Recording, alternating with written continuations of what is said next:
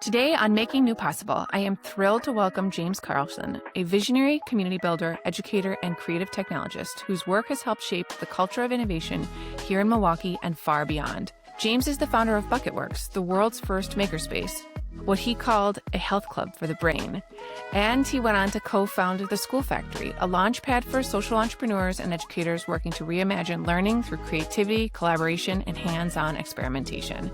From helping communities around the world launch makerspaces and coding programs to his current role as strategic storyteller at Headrush Learning, James has spent his career building the connective tissue between ideas, people, and systems, always in the pursuit of what he calls the maximally sustainable human future. Today, we'll talk about how he builds those triangles between atoms, electrons, and neurons, and what it really takes to turn creative ideas into cultural infrastructure. Hey, James. Hey, Angela. Thank you for joining me. My pleasure.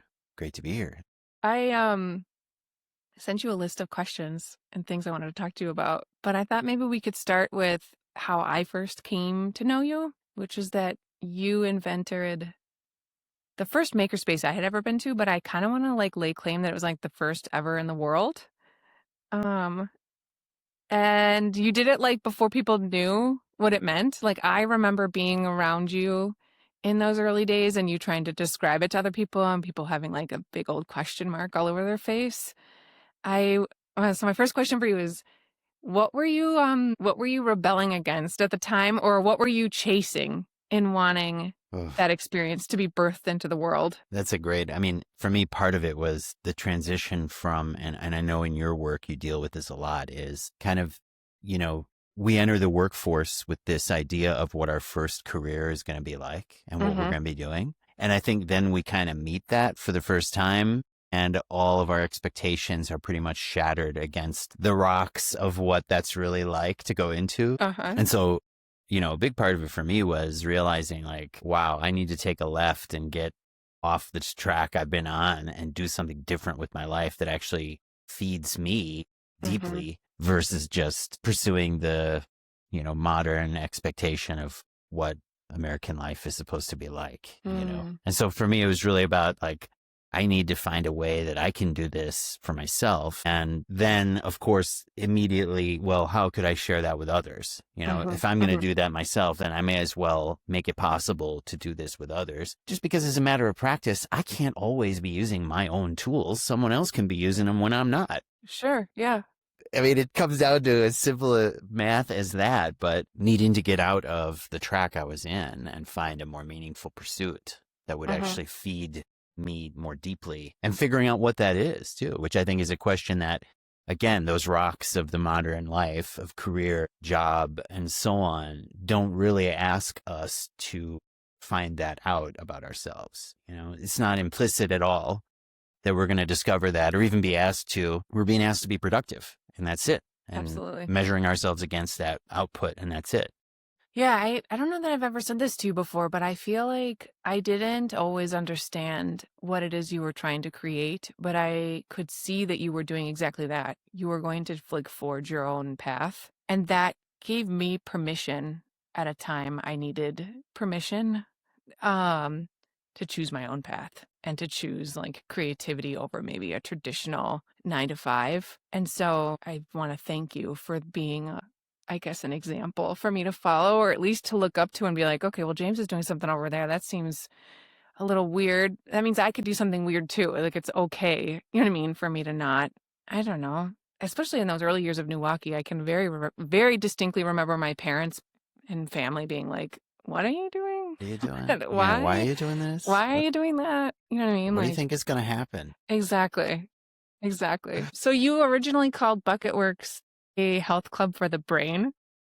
Unpack that for me. When did that idea crystallize for you? It's great marketing. And that's exactly what I was trying to do with it too, is just find a common metaphor, an analogy that people could make sense of, that they could relate to. And because for me, a lot of this just is about health fundamentally. If we find a way to be creative and express ourselves in whatever domain we like, we will be healthier in so many different ways, mentally, physically, spiritually, and so on. So, that made sense to me as the starting point. Sure. And always the outcome was always that. Like for people coming in, maybe they came in thinking like, I've always wanted to try doing some painting and I never gave myself permission to do that before. So I can come here and I can do it and it's allowed. Right. This is the space I can be, that whatever version of myself I need to be in order to paint. Yeah. And I mean, the outcome of doing that might not be that you get art hung up in a gallery and then you sell it and then you become a commercial artist and so on. It may just be that you feel better in your marriage or with your kids or in your work or whatever. And that's enough. That's plenty more than enough to get out of that activity. There need not be more. There need not be a greater expectation. And I think that taking that part away was a big part of what that's about too, because the health club metaphor explains that. You go to a health club because you're trying to make yourself healthy. It's not for other people. Yeah, you're it's working for you. on yourself. Right. Really, you're working on you. Yeah. And I mean, maybe you're getting some community along the way with other people doing the same as you, ideally. But, the ultimate result is that you walk out of there feeling better. And, and that was also kind of part of it for me too, is like, how do we sell people on the idea that being creative makes you better when the world says, be productive, and that's what makes you better, Well, that really resonates with me. Yeah, I think somewhere along the way I learned that we're all just creative beings and that's like kind of the point, like to create new, you know what I mean? And to be really, I mean, you hear that even in Milwaukee's mission of making new possible. It's like that. I feel like that's the core of every single project, everything we take on is like, let's create again and again and again. And I feel like we're the ones that are always sort of like beating that drum, like, well, it doesn't have to be like this. You could try something new. You know what I mean? Right.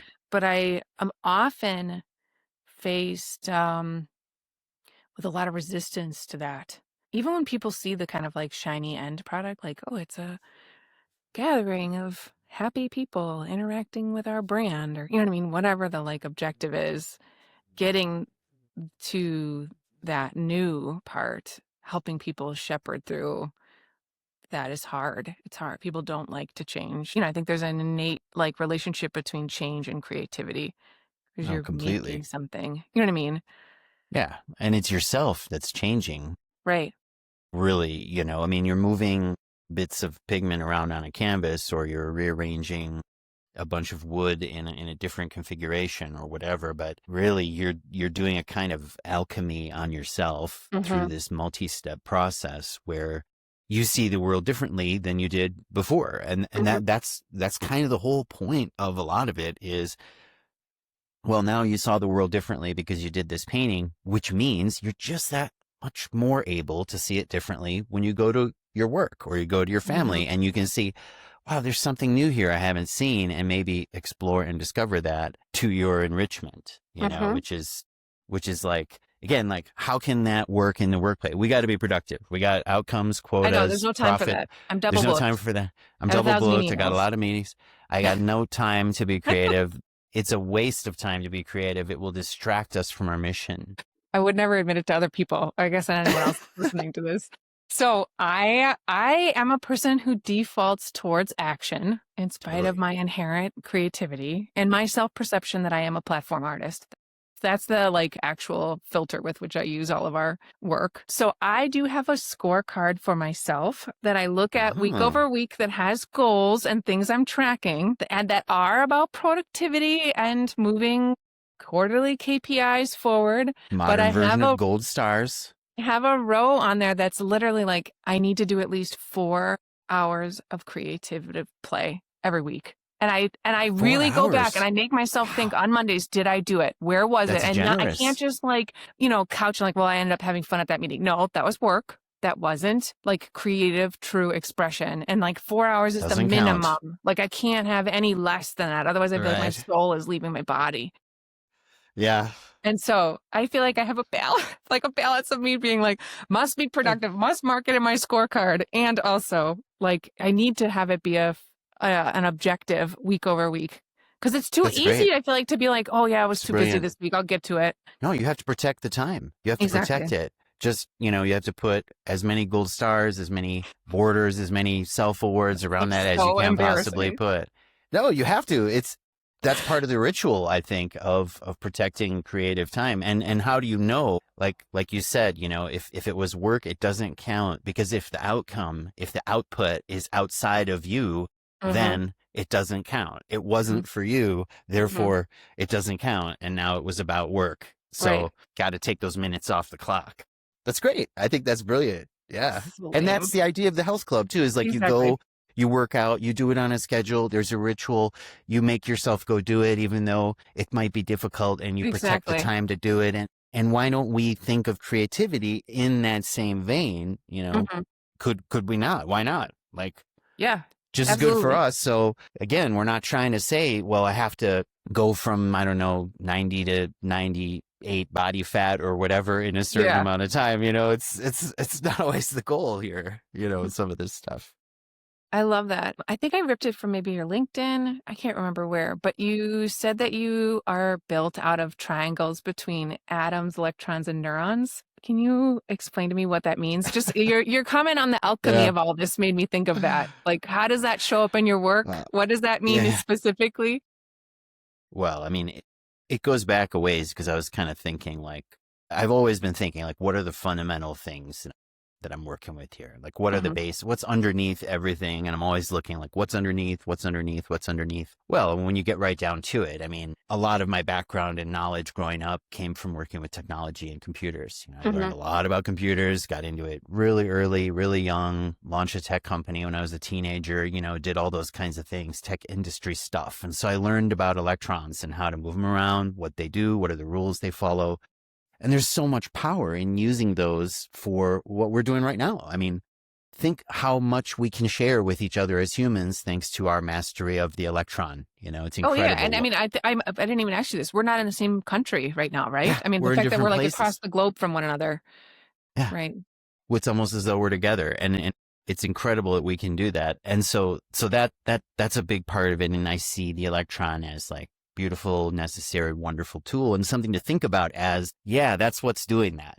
That's electrons doing all this stuff we're doing right now. That's electrons. And then the atoms came in because, for me, part of coming in the tech world was not working with my hands as much as I really wanted to. And so Mhm. in my early 20s, I really started like learning about art, learning about wood, learning about how to work with materials, metals, glass, trying to work with atoms and be able to master them. And it's funny because you start working with atoms and you realize how different they all are, how much Mhm. character they all have, how each one has different expectations of you as you work with it, and Oh, that's you get in interesting. a different relation with it. Like wood, there's so many different kinds of wood, and they all feel different and they all behave differently.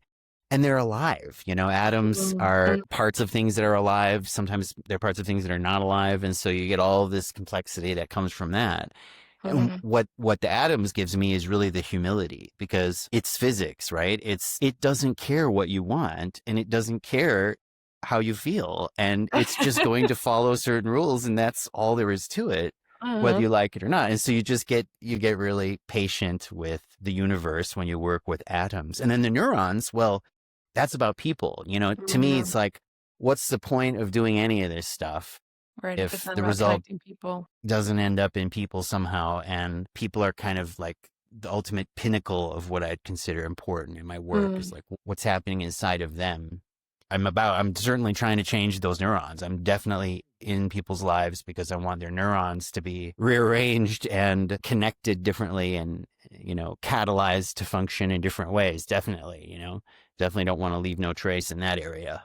I feel like your ability to instantly draw systems, you know what I mean? And draw connections between things, and then to be really thoughtful about bringing those parties together. I mean, you're masterful at that, actually. Thanks. And I see that all the way through, like every chapter of your work and the time we've known each other as well.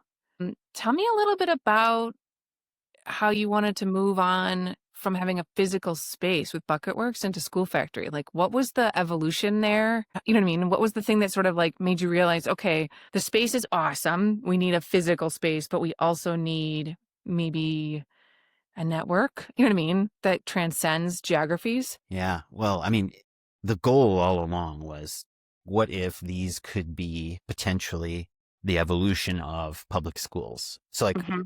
in the future, maybe a generation or two down the line, Yeah. we've made some sort of a transition from where we're at now, which is kind of industrial model Right. approach Sit in your to desk, sit learn in your widgets. desk, follow the rules, be productive. Productive is the outcome, career productive outcome, to a system that's more, health, more inner, inner spirit, inner potentiality Mm. focused, and so what would that look like? So the idea of the physical place was almost like, this is a prototype. This is what it could be like when we've got kind of an intergenerational space. People are working on different things. There's some structure, but there's also some freedom, there's kind of a mix. And then the school factory, the network, was about empowering more of those to exist in other places. And just, at that time in, the beginning 2002, 3, when Bucketworks started, there weren't really a lot of places like that. But by the time it was like 2007 or 8, there were more. There were other communities that had things. And I had also found other things that weren't exactly like But there's an this. essence to it. Yeah. The essence was the same. I mean, the big difference, what makes a health club is that anyone can join. You can just pay a fee and you're a member. You don't have to be special in some other way. All you have to do is pay, right? So we made our pricing so cheap, anybody could afford it. And that was the only thing you had to do. And so, but a lot of these other places, it's like, well, you kind of already had to be a metal worker to be a part of the community. Yeah, it was more like a guild, really. Exactly. You had to already know about electronics to hang out with the hackers in their cool pad and do cool projects. And we weren't about that. We were about like, well, everyone else who isn't already. And to me, that's, again, what schools need to be about, is for everyone, not for a specific group of people, just everybody. It was really obvious that these people in different communities across the country needed help because they were facing all the same things. It's hard to find a space. How do you build community? How do you get people to understand this? Nobody knows what we're talking about.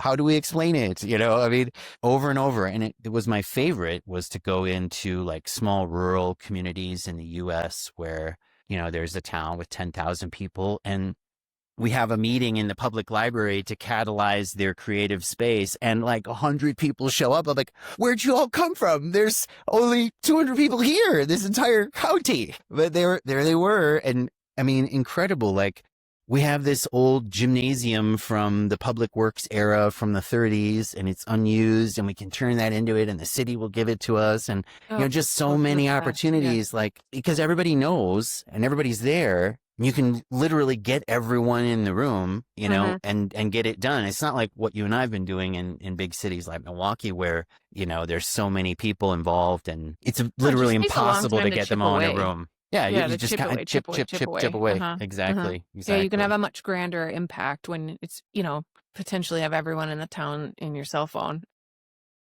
Yeah, exactly. Right away. You can, the principal from the local school is there at the meeting to talk about the makerspace. That's not hard to arrange. And there's only one school. So of course they're there. It's easy to get them. Well, you did travel around the world seeing all these places. What are the like maybe one or two things you've seen as a pattern for where they really thrive? Maybe beyond at least the early adoption of rural communities or smaller communities. Yeah. What else have you seen as like, oh, this is a place that it's really going to work? You know what I mean? Yeah. I mean, it may sound strange to say it as bluntly as this, but women being involved as the founders of it.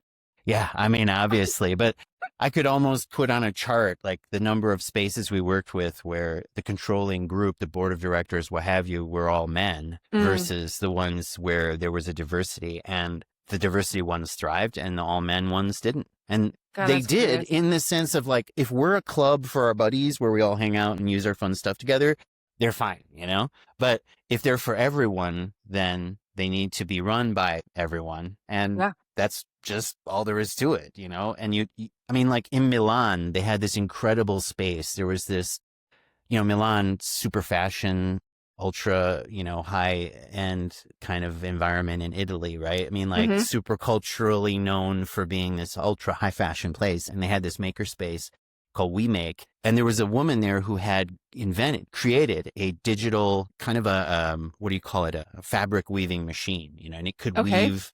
Sure. It could like construct the fabric from thread. A loom, exactly. It was a loom, a digital loom.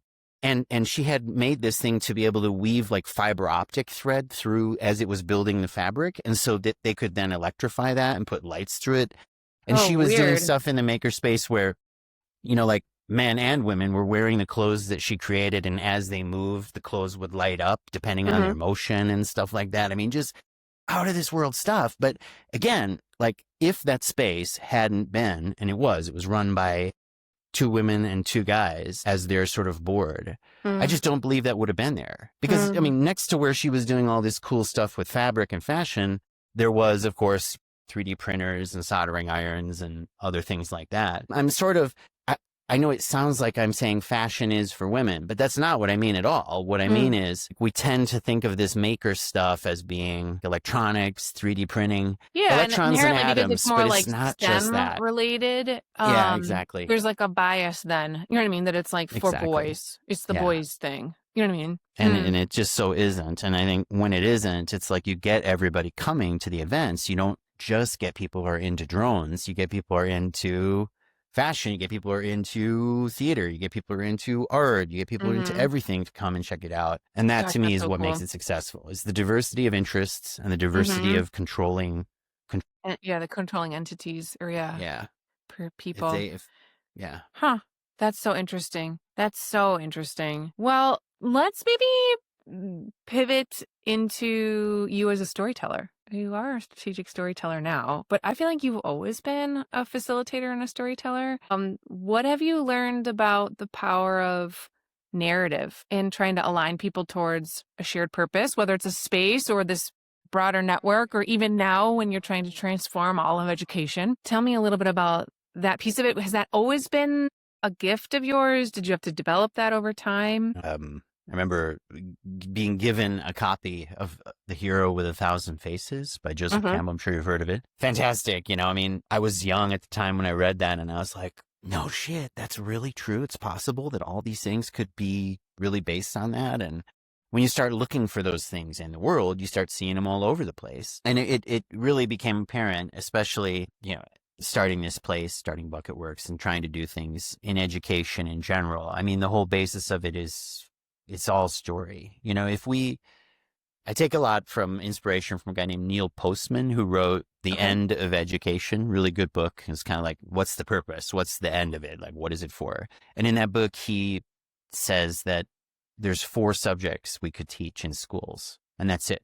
4 subjects. Okay. What are they? I thought was really great, right? So astronomy is one of them. Okay. So because astronomy gives you this spatial dimension of yourself in the universe, from the biggest things to the smallest things. It covers almost everything in that axis, right?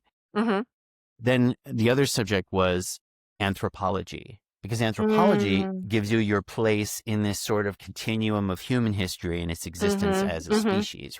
And then the third subject, there's only 3, American history, because that gives you your place in your country and your community and how it got that way and so forth and so on. So all of those things could be done with stories. Like, we could tell you all about math. We could tell you all about history. Is stories literally much more interesting to learn it that way than with dates? Math is full of stories of arguments and debates between people throughout history that have been trying to figure out these intractable problems. It's the way to get kids to want to know it.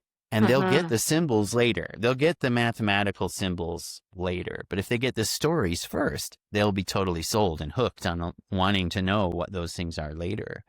And so I think that's a big part of it, is like literally everything I do is about explaining something someone hasn't seen to someone, trying to give them a context for something they haven't witnessed or experienced. It just feels like that's all I do every day, day in, day out. And there's no other way to make it make any sense than with some stories, and some stories that bring in those different elements that are sort of fundamental to what we are as a species, as people, as like bipedal tool using hominids with opposable thumbs and stuff, So it's like super basic things we need to hear about. And then we can think about huge, great visions and all that, but not unless we have those basic things first.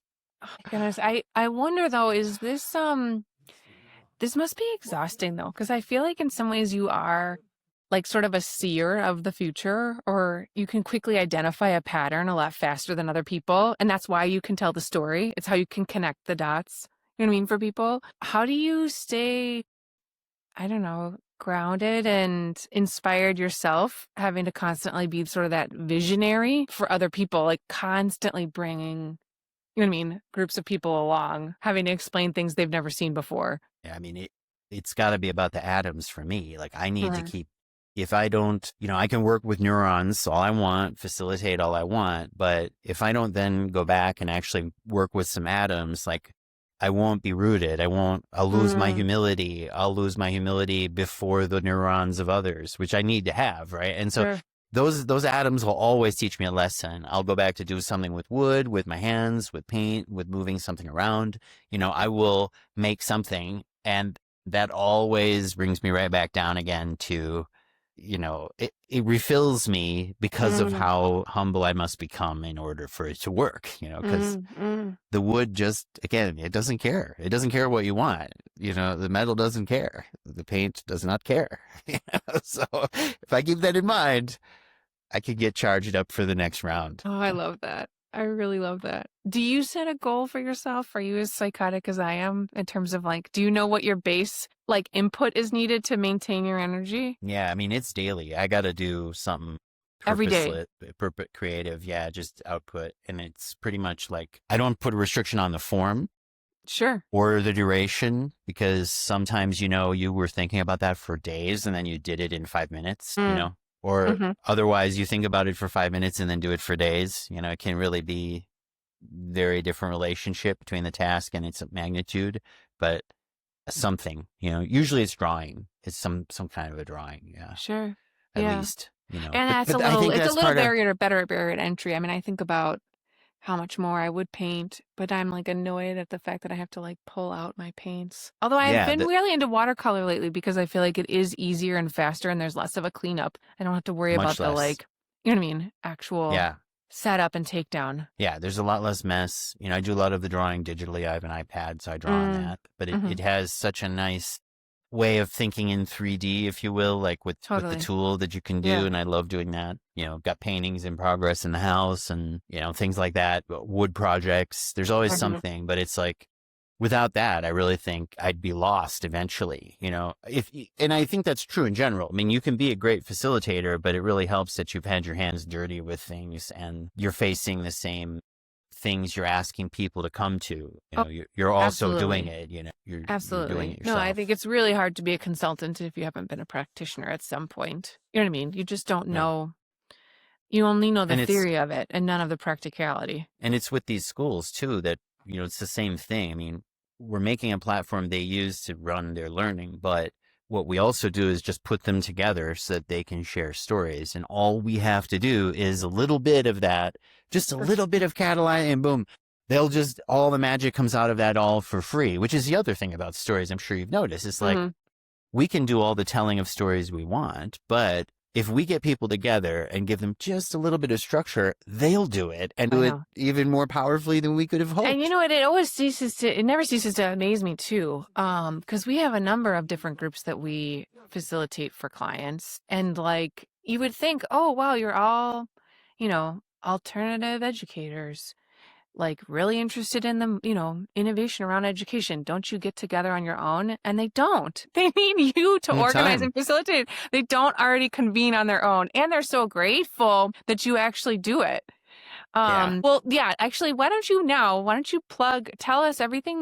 tell us what Headrush Learning is, what you're, you know what I mean, how you're trying to reimagine how we learn through software. Well, yeah, I mean, essentially Headrush, it's a learning management system. So it's a tool used by schools around the world, a little more 120, I think, schools now, to sort of map the jagged edges of what a student is doing and how they're learning and where they're Mm-hmm. headed and where they've been.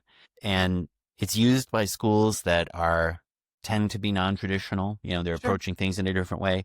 They're doing learning based on projects, perhaps, assessments based on competencies, not just based on grades. But what Headrush does, it's pretty magical, is it takes all that weird individual jaggedness, that Sure. differentness of all those learners, and it can transform that into a sort of compliance friendly assessment of all those things that got done so that the student can in turn go into that world and pursue those productive outputs that are, expecting you to have Some GPA boxes of ticked. X, Yeah, or some a boxes box is ticked. Yeah. checked, or a Yeah. stamp on a document, and so forth.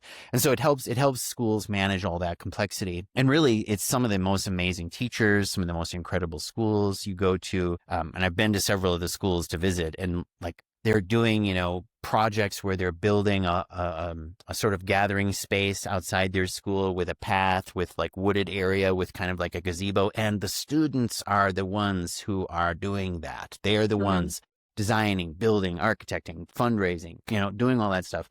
I love to see that. It's like the teachers are there just to coach and support. They're not there to tell them the answers and do the work. And it's great to see. It's like, yeah, of course, that's how schools should be. I mean, of course, that's what you should do when you go to school. Everything, Exactly. everything. You should And there's do a it lesson all. in every single, version of that. Like there's Completely. a lesson in, science with, what plants are being planted, and math, like, what do we need to measure out here to cut, but everything, there's Everything. so many different Yeah. applications there that are actually being used in a real life way.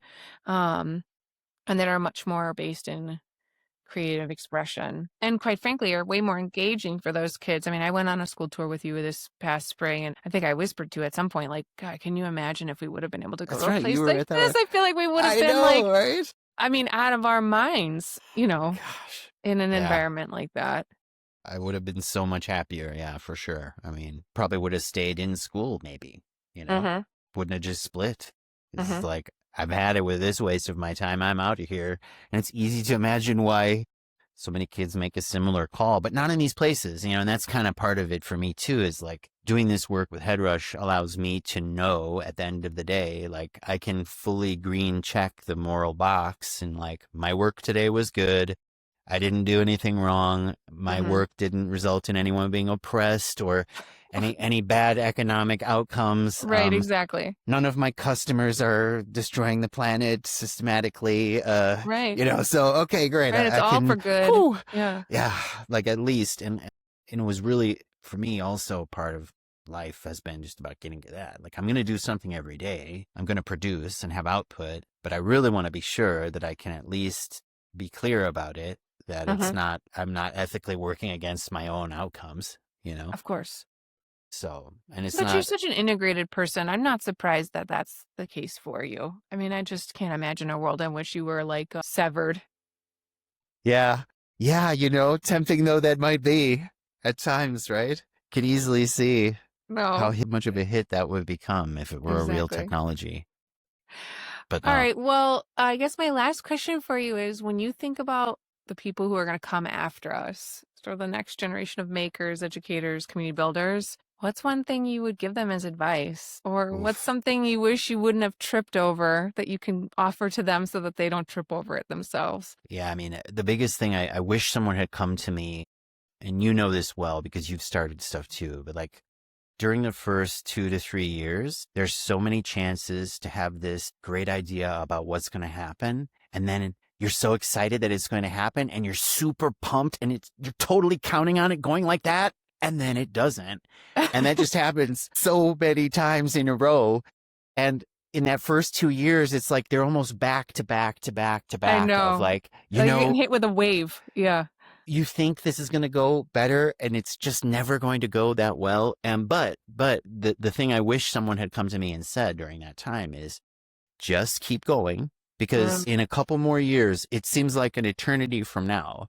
But like in a couple more years, once you start getting past that, like 3 or 4 years, 5, I mean, it seems like an eternity, right? But things actually do start to get slightly easier after all that time, and probably multiple more waves of dashed expectations. But it's like, just keep going was the most important thing. Bucketworks was flooded once, with the whole building was ruined, destroyed by rain, and once in a 200 year sort of event, and we had to rebuild. And I got together with a lot of people I trusted at that time and sort of asked them, like, is this a message from God? Should I just give up now? Is this the end? Yeah. Is this my this sign? over? Should I take it as read that I'm done? But they were like, no, just keep going. Keep on going. And, we did, and it ended up being the right decision. And I couldn't say anything more. Just keep going. However dumb it seems right now, just keep going, because creativity, ingenuity, charisma, having a vision, having a community, all those things will really help. But in the end, it's like what persistence is what's going to actually make it go. Like don't even think that 2 years is enough time to get No, there. it's not. Don't even think 3 years is enough time to get there. You'll start to see how close it is when you get to 5 years. You'll start to see it, but we just have this I think some of idea. that is like, oh, sorry. No, go ahead. I was just going to say, some of it I think is like that 10,000 hours. Like you really need to like cut your teeth before you have a skill, have an expertise, really have honed it. That's for sure. And then I think with enough wear and tear, I think you learn that like, okay, well, this one didn't play, but it means the next one will. Like you can build that resilience muscle. Actually, the more you get kind of like knocked over, if you just pick up and keep going. You know what I mean? True. If you pull your chips off the table, I don't know that you get there. Like, I think you really got to keep playing in order for that resilience to grow and for you to be able to thrive really in spite of whatever the new piece of information is. You know what I mean? That maybe is different from what you were originally expected or had intended as an outcome. Especially for artists and people who are doing stuff that's new. I mean, it literally takes 2 years. You start telling people what you're doing. It takes them 2 years to hear that. Then 2 years later, they'll begin to understand it. And then 2 years after that, they'll start to participate. But like, it's a long game. So if you change your thing and do another project 2 years in because you think the first one wasn't working, it's like, whoa, that's too soon. Don't give up yet. You might, you might need a little more time before you give up and move to the next thing. And if you change things a lot, people don't listen to you as well as if you stick with the one, just stay on the track. Consistent. Yeah. It's hugely important. Gosh, that's so great. Well, I concur. I think that's an excellent piece of advice. Thank you for being a person in my life who has done that and has been a consummate source of inspiration for me. I appreciate you coming on today and sharing some of that. Thanks for being part of my life too, Angela. I mean, you've inspired me with your consistency, that's for sure. You bring in a lot of stuff to life in Milwaukee, so it's great to see that.